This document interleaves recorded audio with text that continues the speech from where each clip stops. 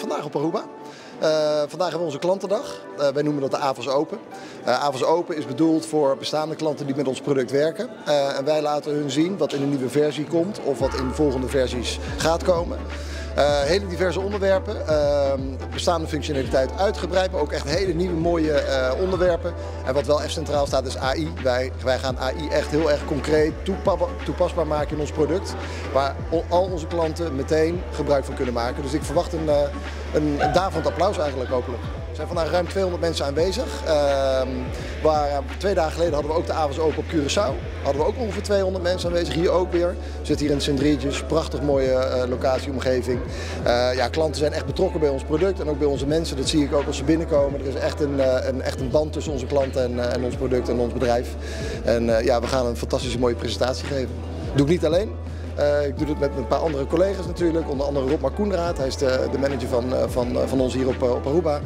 Maar ook Mohamed Abdouni, die komt uit Nederland, dus een productmanager uit Nederland die hier komt om ook bepaalde functionaliteit te presenteren. Dus het wordt een mooi vol gevarieerd programma. Maneira opção para escutar já essa aqui da nossa Avos Open, um evento de mais grande para nós tour aia, caminho nossa lagawak turcos que novo de nosso sistema para nossos clientes.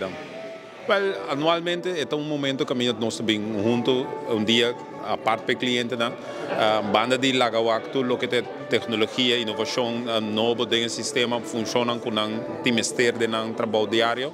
É dia também que nós estamos para que tu na Yamadanki na nossos clientes não, porque obviamente se nós não está existir, dus essa aqui é uma maneira também para nós laganawak que conosco está assim, não somente panang, pero também kunang, porque nós queremos que o cliente tá é resource tá mais importante que o botim, obviamente, para driver a companhia, obviamente. Lo que nós mester cambio de mentalidade, maneira de trabalhar, pues lo que está bini está algo que nós não podemos mais.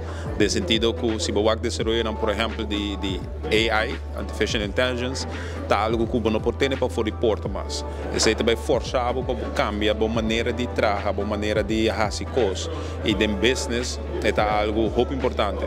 Mas está requerir, obviamente, cambio de mentalidade, cambio de maneira de trabalhar.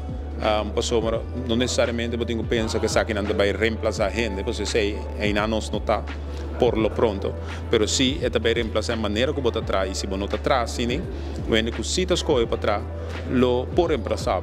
Então, de minha opinião, esse é o cambio que nós mestres fazemos.